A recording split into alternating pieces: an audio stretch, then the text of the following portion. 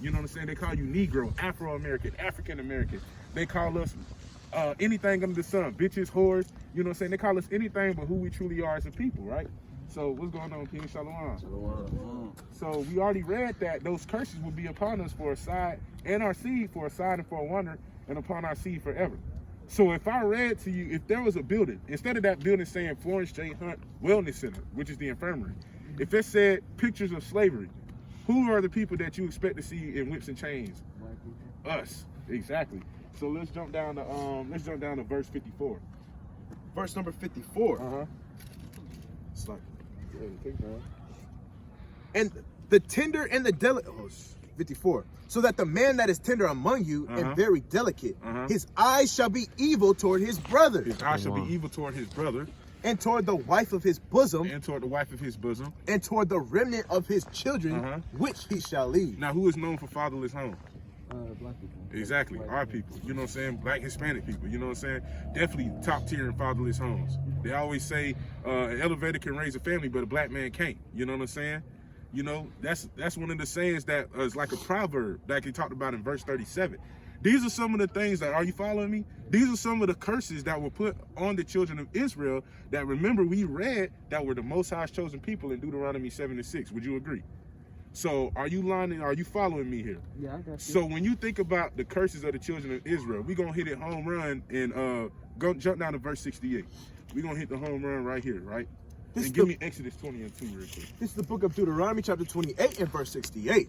And the Lord shall bring thee into Egypt again. Okay, so Egypt, if you know anything, you know the story of Moses? How he let the Egyptians let my people go? How he led the Israelites from the hand of the Egyptians, you know what I'm saying? Part the Red Sea, you know what I'm saying? This, that, and the third. So the Lord told us, hey, look, we wouldn't go back. You know what I'm saying? So anytime you hear Egypt in the Bible, a lot of people don't know that the name for Egypt is originally Mizraim. But a lot of the times when the Lord uses Egypt in the Bible, it's synonymous with, in respects to bondage, right? Just like it reads right here. This is the book of Exodus chapter 20 and verse 2. I am the Lord thy God, which have brought thee out of the land of Egypt, out of the house of bondage. So Egypt is synonymous with bondage, right? All right, so finish that. Start it from the top. Verse 68 from the top. And the Lord shall bring thee into Egypt again. Wait, how do we get over here? Come hear the word, brother. How did so-called African Americans get to America? Slave ships, right? Through slavery, right? Go ahead and read that from top again. And the Lord shall bring thee into Egypt again with ships. With what? With ships. With cars. With ships. With birds. With ships. With bikes. With ships. With ships, brother. So the Lord said that he was sending the children of Israel into bondage again with ships, by the way whereof what? By the way whereof I spake unto thee, thou shalt see it no more again. He said we weren't going to see it no more again. And where? And there ye should be sold unto your enemies. Sold into your friends. Unto your enemies. Sold into your homies. Unto your enemies. For what? For bondmen and bondwomen. And no man shall buy you. So no man, and if you go read the Hebrew in there, that means no man was going to redeem us. We've had many tribes, but none accomplished. We had Martin Luther King chanting around, I have a dream. What did that dream accomplish? We still dreaming. He died at 68, we still dreaming. It's 2022. So-called, right? Then we had Malcolm X. Malcolm X shot, they took him out. They had the Black Panther Party. They shut the Black Panther Party down. Even our own people were rebellious against the Black Panther Party.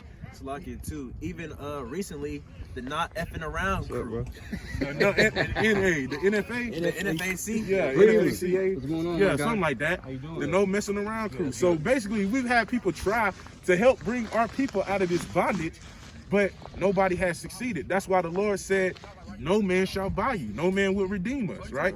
Who has redeemed us from this captivity? Since we've been in America, because you know we got over here by ships. Y'all boys want to come hear the word real quick? Who has succeeded? You know what I'm saying? Hey, I can ask y'all a question real quick. Y'all, just one question. Why are you walking? Hey, bro, see, look, everybody ain't going to want to hear. You know what I'm saying? The Lord going to bless you, though. So, after reading this, after hearing what you've heard, who can you say the children of Israel are? Exactly. Though God's chosen people, right? Yeah. So, if I ask you your nationality, what do you say it is? African American, but that's not a true nationality, because how can you be from Africa and America at the same time? Yeah, that's true. That's true, right? So what would be your nationality? I guess American. Fine. Go ahead. It's where Christ was from, my boy. Explain the chart. Yeah, so the chart that you're looking at right now, this is a chart of the 12 tribes of Israel. If you know anything about the children of Israel, they all go back to one man, Jacob, right? And it goes to Isaac and Abraham, of course, but they're starting with Jacob. Jacob is their father. Judah, Benjamin, Levi, Ephraim, Manasseh, Simeon, Zebulun, Gad, Reuben, Asher, Issachar, and Naphtali, right? So they all go back to one man, Jacob. And these are Jacob's sons. These is what their names are, and these is who we believe the people of those tribes are. The so-called American blacks would be from the tribe of Judah. So-called West Indian blacks would be so-called from the tribe of Benjamin. You know what I'm saying? So these are what the Lord calls us in respects to who we are as a people, and this is what the world calls us in respects to who we are as a people, or disrespect. Our oppressors. All of us make up one nationality of people, the Israelites, according to the Bible. That's something we also didn't learn in the Christian church, like you said earlier, that's kind of the reason why you kind of believe in God, but you kind of don't, because the Christian church kind of rub you the wrong way. They don't tell you the truth about the Bible. They don't tell you the truth about who we are. They don't even tell you the truth about anything that you're supposed to do in pertaining to the Bible. So if I have to ask you your nationality again, what would you say it is? Judah. Yeah, That would be the tribe that you would probably be from. But what does these tribes make up? The tribes of Israel. Yeah, so you'll be an Israelite according to the Bible, right? So if you know that you're an Israelite according to the Bible, now you got to think about what is in the Bible, what is more about the Israelites in the Bible, what is something that we can learn more from. You know what I'm saying? Well, bring me Deuteronomy. You was already going there, 10 and 12. Bring me Deuteronomy 10 and 12. Because there's a lot of things that we need to know that we don't know. We're going to start with some simple things, right? After he reads this, give me Exodus 20 and 8. Right. You already got it. I'm going to show him this map. Go ahead. Right here's a map, right? This is the actual Stanford University website, right? Stanford University is a so-called Ivy League school, right?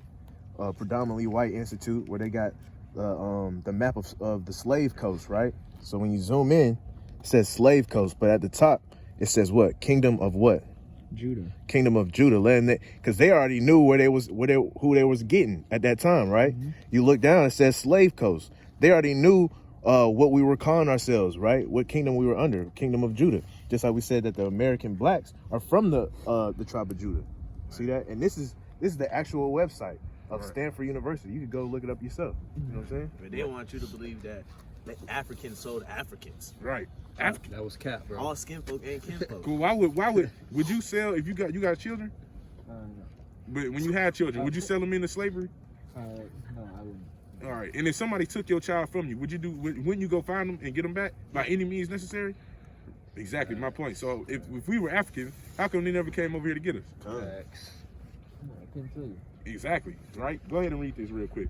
The book of Deuteronomy chapter 10 and verse 12. And now Israel, what doth the Lord thy God require of thee? But to fear the Lord thy God. To fear the Lord thy God. To walk in all his ways and to love him and to serve him, Salakia, and to serve the Lord thy God with all thy heart and with all thy soul.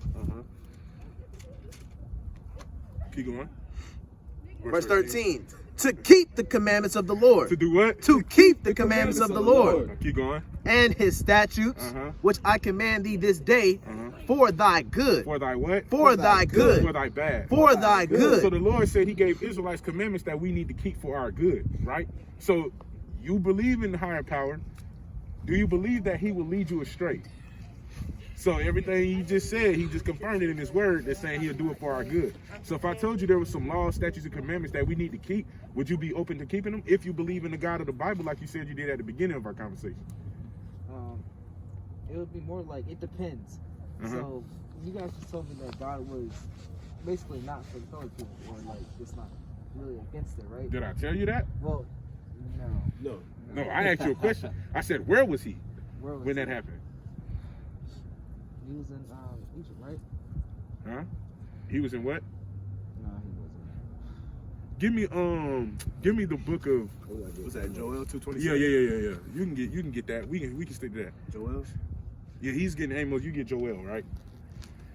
And I'm gonna pull up a precept myself too, because I want to show you some things that made you. I asked you those questions for a reason, not to confuse you, that making you think that the Most High is not for our people. Okay. I was trying to get you to understand that the Most High doesn't have a love for everybody, right? It's important to know that. Give me Proverbs and give me Proverbs 3 and 13 too. You know what I'm saying? Okay.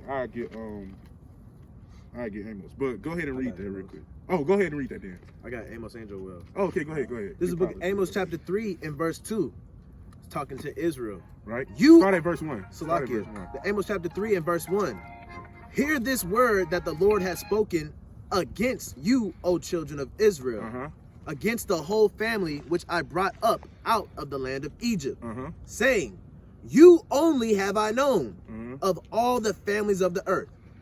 Therefore I will punish you for all your iniquities. So the Lord said he will punish us for our iniquities, right? So read Proverbs 3 and 13 real quick. And I'm going to try to pull this precept. Go ahead. You want to read Joel first? Because he asked, where was he? And that clearly. Oh, yeah. The book of Joel chapter 2 and verse 27. And ye shall know that I am in the midst of Israel, and that I am the Lord your God, and none else, and my people shall never be ashamed. So he's always been in the midst of Israel. You know what I'm saying? The Most High God has always, you can go read it in Psalms 147 as well, confirms it. He's always been in the midst of Israel. But if you go read, I'm going to give you a homework, the book of Nehemiah, the 9th chapter. You can read it and it'll give you a detail of what the Lord was actually doing during these so-called slaveries in these captivities, right? Because the Lord has always been there. So that's the questions was a setup to show you how different the people of the children of Israel are from the rest of the world. Not to confuse you about who does God ride for. Because God ride for our people. Because I wouldn't tell you that the Lord don't ride for our people. They just tell you that the Lord has a chosen people who I believe is us. But then at the same time, he's not with us. That the Bible doesn't contradict itself. You know what I'm saying? Everything written aforetime written for our learning. You know what I'm saying? Just like Christ said, he come in the volume of the book. So the same things that happened before is the same thing, nothing new under the sun. You get what I'm saying? So the Lord has always been in the midst of Israel. But there are commandments. I'm going to ask you again, would you be willing to keep them? Does it still depend on, you know what I'm saying, who the Lord chooses? No, but so basically you're saying that he is for us, but he doesn't love everybody, right? Right. And then the loss would be what? Okay, let's read one. Exodus? Yeah, go to Exodus real quick. Exodus 28. Proverbs? Yeah, you can drop that. Go to Exodus 28. This is the book of Exodus chapter 20 and verse number 8. Remember the Sabbath day to keep it holy. Remember the Sabbath day to keep it holy. Matter of fact, start at verse 1. Exodus 20 and 1. This is the book of Exodus chapter 20 and verse 1. And God spake all these words, saying, I am the Lord thy God, which have brought thee out of the land of Egypt, out of the house of bondage. Read verse 3. Thou shalt have no other gods before me. So first and foremost, we need to know that you should not have no other gods before the Most High, right? So that means that if you having kind of halfway feelings about the God of the Bible, you need to understand that you either gonna believe him or you're not. You know what I'm saying? Because you can't go back and forth, teeter and totter. You know what I'm saying? It's like one of them things like you can't be lukewarm. You either gonna love one or you gonna hate the other, right? So you gotta get a surety in your heart that you believe that the God of the Bible is the one true God. You know what I'm saying? It can't be halfway like, oh, I fool with the Most High. You know what I'm saying? Many refer to him by different names. You know what I'm saying? But you can't say I fool with the Most High and whatever name you call him by in respects of the Bible. Then you say, but I kind of dibble and dabble with Confucius too. I kind of roll with Buddha too, because they all say some powerful stuff. Nah, that's just taking like that. We can go read Psalms, the 135th chapter, and we can talk about gods that have eyes but they see not. They don't have no breath in their bodies. How can they save you? How can the stone save you? You know what I'm saying? So we believe in a God through faith, right?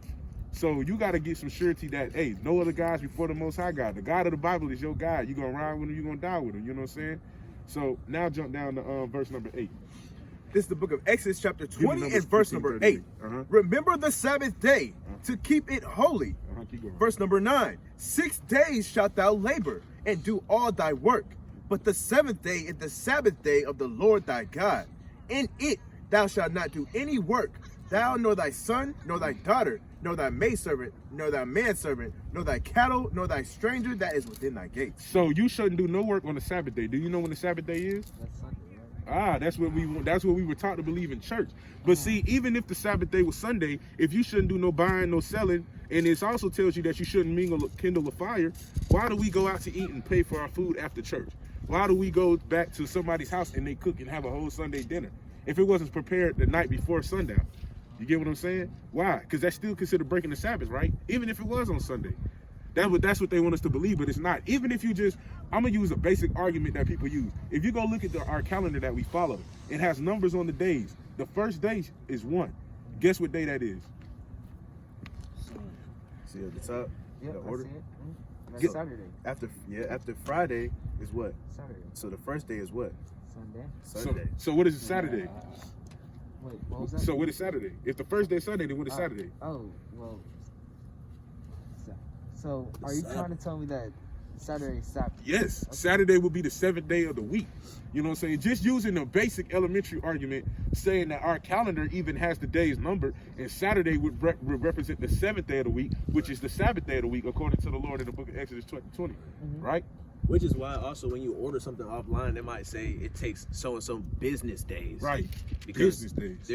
there's a business week, but there's an actual week. Right. So the Christian church plays off of the business week because why? It's a business. You know what I'm saying? You know what I'm It's a saying? business. Exactly. They tell you like They're you said. taking money, they competing with other churches. So hey, It's just like business. a big ordeal. You see in a black community, you probably see at least 2 churches on the same street where the community is still run down. You know what I'm saying? They calling people in the church, but if you go read Acts, the Lord say He don't dwell in the building where He hands of men. He said, "Heaven is my throne, earth is my footstool. What house can you build me?" Nah, the house got to be built within you. And this is why you up here today, because we trying to help you establish your kingdom. Do you not know your body is the temple? You know what I'm saying? So read Numbers 15:38. That's one commandment, the Sabbath day. You got to remember that. That's actually 2 commandments that we gave you.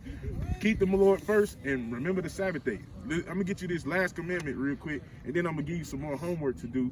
And then hopefully I'm going to get your phone number so that way we can chop it up.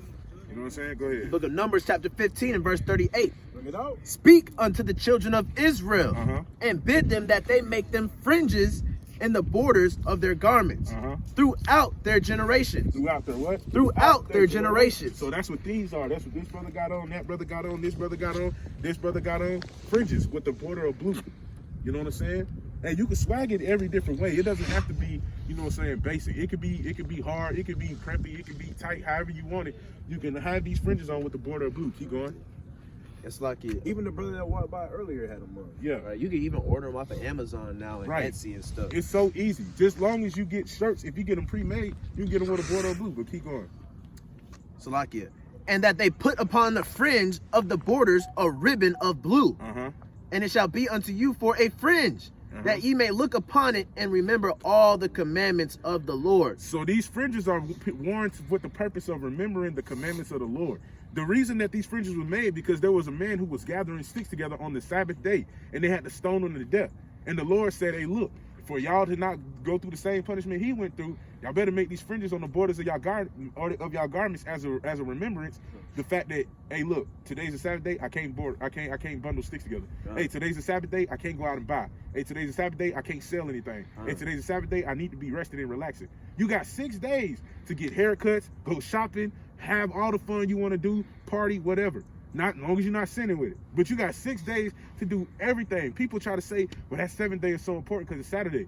You got 6 days throughout the week to go ahead and take care of all the business. On that Sabbath day, that 7th day, you need to rest. No buying, no selling, right? That's why these fringes were made as a reminder. You know what I'm saying? To remember the law, statutes, commandments of the Most High. Go ahead. It's Salakia. You know, some brothers say, well, I wear a cross.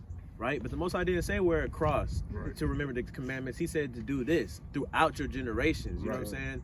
And also, the Bible says your sins will be your accusers in that day of judgment, right? We're going to have a judgment day. And guess what? If he gave you something in place so that you will remember not to do something, like remember not to sin, right? If you're not doing the thing that he put in place, now guess what? Your sins are accusing you because you didn't even do the thing that he was doing as a preventative measure. You know what I'm saying? So now it's like, That's tough. Kind of Salaki too. you right? have no excuse on Judgment Day. This is also a part of our heritage, man. As so-called Black people, Hispanics, and Native Americans, right? We've been stripped of our heritage, and we've become more so like the so-called white man, right? And so we forgot that we used to wear fringes like that, right? But even the Native Americans, right? what did the Native American apparel normally look like, right? They usually got the strings hanging from them and whatnot, right? Those are fringes as well, right? So even right here, right? It's a Native American, and he got the fringes. He got long fringes, and then he still got the border of blue too. You see that? I see it. He got the border of blue too, and that's just something they carry with them all the way across the Americas, and before the white man came over and colonized them. Exactly. Go ahead. The book of Jeremiah, chapter 17 and verse 4. And thou, even thyself, shalt discontinue from thine heritage that I gave thee, and will cause thee to serve thine enemies in the land which thou knowest not. Right. For ye have kindled a fire in mine anger, which shall burn forever. This is why we lost our heritage, which is why we don't know how to be upstanding men, which is why our women got to deal with men cheating. You know what I'm saying? Men doing this, men doing that, men leaving, which is why we as fellas got to worry about our women not being in order. We don't know how to control our women. Hey, that's a prophecy in Isaiah the 3rd chapter. Right. Hey, as for my people, children are the oppressors and women rule over them. You know what I'm saying? We don't know how to be men anymore because we lost our heritage. And but this is a precept. I don't know if you want to move on or not, but there's a precept for when you was asking where was he? Go ahead. He brought us out here. So this is Zechariah chapter 7 and verse 12. Yea, they made their hearts as an adamant stone, Oh my God. lest they should hear the law and the words which the Lord of hosts had sent in his spirit by the former prophets. Therefore came a great wrath from the Lord of hosts. Therefore it is come to pass that as he cried and they would not hear, so they cried and I would not hear, saith the Lord of hosts. But I scattered them with the whirlwind among all the nations to whom they knew not.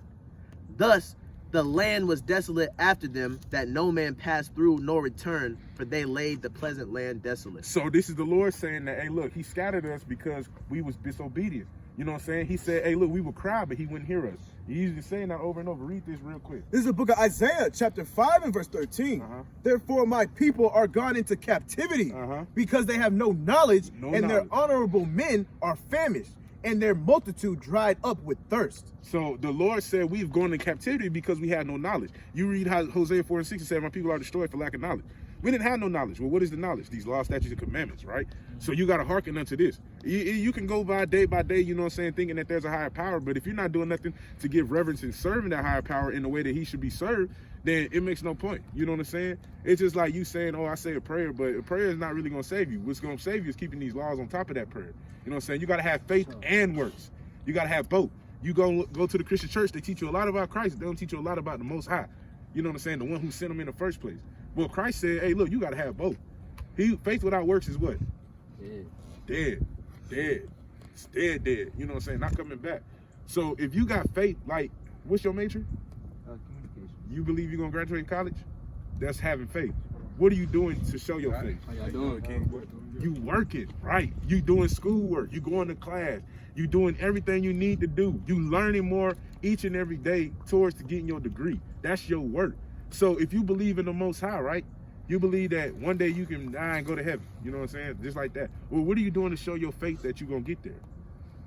My point exactly, brother. There's some gems that you need to think about. But I'm going to let you go. Aki going to give you this card. And I'm going to give you some homework, man, so you can learn some more commandments. There's some things that you need to know. Definitely you should, right now, just type this in your phone. Yeah, you said Nehemiah, the 9th chapter, right? Nehemiah, the book of Nehemiah, the 9th chapter. You know what I'm saying? Sharp memory. It'll take you a lot to talk about the captivities. You know what I'm saying? About why Israel went into captivity in the first place. But Leviticus, the 23rd chapter, you should definitely know about the holy days that we supposed to keep. You can read Jeremiah, the 10th chapter. You know what I'm saying? Leviticus, the 11th chapter. Leviticus, the 11th chapter. Leviticus, the 19th chapter. You know what I'm saying? You got something else, Aki, that you want to add? Nah, I was just saying he typing kind of slow. You might you gotta slow down. Yeah. My bad. His fingers froze. His fingers froze. You gotta take your time. 23, 11, 19. I could tell he was trying to type them fast. I hear you, but they're not moving fast. Yeah, we got you. Shalom, King. Deuteronomy 28. Yeah, we trying to make sure that, you know what I'm saying, you get this word inside you. I want you to read.